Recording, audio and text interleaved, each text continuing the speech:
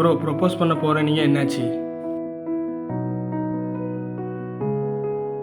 அவ்வளோதான் ப்ரோ, எல்லாம் முடிஞ்சு போச்சு. என்ன ப்ரோ சொல்கிறீங்க? ஒன்றும் இல்லாத என் வாழ்க்கைய கலராக்குவான்னு நினச்சேன். ஆனால் மொத்தமாக இருட்டாக்கிட்டு போயிட்டா. வீடு, கல்யாண, குழந்தைன்னு என்னெல்லாமோ ஆசைப்பட்டேன். ஆனால் ஒன்றும் இல்லாமல் பண்ணிட்டா. என் விருப்பத்தை நான் அவகிட்ட சொன்னேன். ஆனால் அவள் விருப்பம் நான் இல்லைன்னு தெரிஞ்சதும்